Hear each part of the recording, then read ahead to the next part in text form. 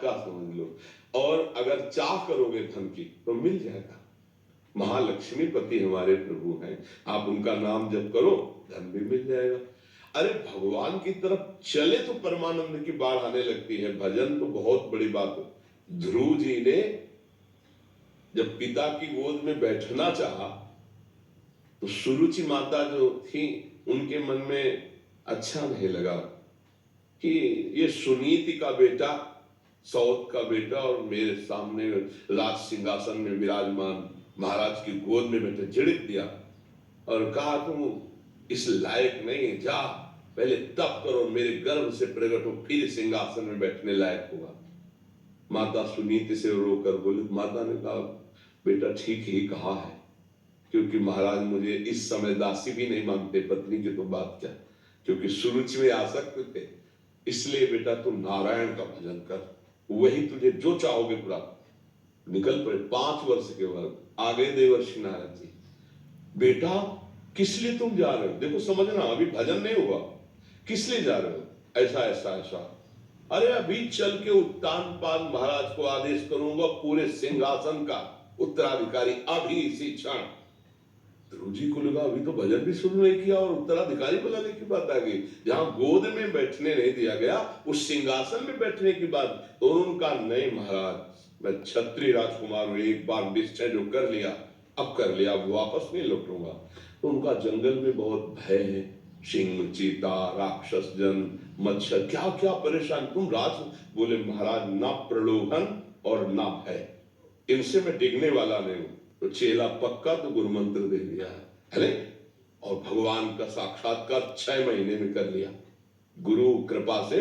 6 महीने में ध्रुव जी ने भगवत साक्ष और वो पद प्राप्त किया जो आज तक किसी ने नहीं प्राप्त किया, अटल पद भी प्राप्त। तो अगर चाह करे तो फिर अन्य प्रलोभन और अन्य भयों में ना फंसे, तो जो चाहेगा वो भगवान दे देंगे, पक्का समझ लो। हम लोग फिसड्डी हैं, फिसल जाते हैं विश्वास नहीं हो रहा। हाँ, जैसे महान सुख प्राप्ति के लिए चले आप, तो अब अल्प सुख में आपको सौदा नहीं करना है। अगर सिंहासन में बैठने की बात में सौदा हो जाता तो अटल पदवी नहीं मिलती। तो भूमा सुख का, भगवत सुख का, भगवत कृपा पात्र कभी सौदेबाजी में नहीं फंसता। माया सौदा करती, ये भोग लो, ये ले लो, ये देख लो, ये सूंघ लो, ये छू लो, ये बन जाओ, ये उपाधि ले लो। उपासक नहीं, न पारमेष्ठम न महेंद्रधिष्णम न सार्वभौमम न रसाधिपत्यम न योग सिद्धि अपुनर्भव नहीं चाहिए। मुझे मेरे प्रभु का भजन चिंतन और उनके द्वारा दी हुई व्यवस्था चाहिए, माया के द्वारा नहीं। भले तो रघुवर ते भले और बिगड़े तो भरपूर, तुलसी और अंते भले ताबली में पेदूर। ये निष्ठावान महान महान सुख का भोक्ता बनता है। ये अल्प सुखों में फंसे हुए अपने लोग हैं। इसलिए पहले देखो, जब कोई ऋषि मुनि तपस्या करते थे ना, तो बड़ी दिव्यताएं आती थी उनको गिराने के लिए, दिव्य अप्सरा, ऐसी रिद्धियां सिद्धियां। तो अब जैसे ये है कि अब नहीं आती है, तो उतना हम लोग चढ़ ही नहीं पाते हैं, पहले फिसल जाते।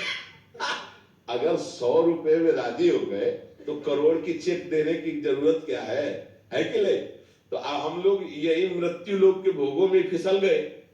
तो अब देवलोक के या दिव्य सिद्धियां या ऐसे दिव्य चमत्कार हृदय में प्रकट हो, अगर हम निष्ठा से बने रहें तो कोई भी परास्त नहीं कर सकता, सीधे भगवान आएंगे। हम एक बार बिल्कुल ग्रामीण भाषा में बताया कि जैसे बच्चा रोना शुरू किया, खिलौनों से नहीं खेल रहा, तो माँ फिर देखती है और अपने निज जन को भेजती, बेटी बहन किसी, जा उठा ले गोद में, और उस पे भी जब राजी न और रोना बंद न करे, तब माँ फिर कहती है अच्छा तो सब काम बाद में हो जाएगा, और फिर बेटे को गोद। ऐसे जब कोई भगवत मार्ग में चलता है संसार के खिलौने छोड़ करके, तो भगवान उसके आगे दिव्यताएं भेज देते हैं, दिव्य भोग फ्री, कोई नहीं जानेगा, भोग लो एकदम ईश्वर वैभव रिद्धियां सिद्धियां। पर वो रोना बंद न करे, किसी खिलौने में राजी न हो, किसी की गोद में न चढ़े, उपाधि कोई स्वीकार न करे, तब वो विवश होकर फिर भगवान उसको ऐसे फिर उसे स्वीकार करते। बहुत सुंदर विचार है। पहला वाला तो ठीक कम है, दूसरा वाला बहुत जोर का है कि हमें जैसे रखोगे वैसे हम रहेंगे, तो बहुत अच्छे से रखेंगे। ये हमारा निर्णय सब संतों का अनुभव, भगवान कदम कदम पर के उनकी सुरक्षा व्यवस्था सबकी करते हैं और आप लोगों की भी करते हैं, पर आप इसलिए नहीं समझ पाते कि कर्ता भाव में है। अहंकार होने के कारण आपको लगता है कि मैंने किया, ये समझ नहीं पाते, मलिन हृदय हो गया। तो अब क्या होता है कि वो फिर इस बात को दूसरी तरह पेश करता है कि जब बुरा किया तो भगवान ने तो करवाया, अगर उनकी इच्छा न होती तो हम कैसे कर सकते थे, उनकी इच्छा के बिना पत्ता नहीं। ये गलत जो चिंतन है वो उसको अनुभव में नहीं आने देता। नहीं तो सच्ची बताए, अगर आप शरणागत हो जाओ तो आनंद की वर्षा भगवान कर देते हैं। बस जितनी शरणागति में कमी है उतना ही हम दुखी सुखी होने लगते हैं। नहीं तो उनकी कृपा को देखोगे तो घोर दुख में भी आपको विशेष सुख वाली कृपा दिखाई देगी। माता कुंती ने इसीलिए भगवान जब चले तो यही मांगा कि कदम कदम पर हमें विपत्ति प्रदान करो, दुख प्रदान करो। क्यों?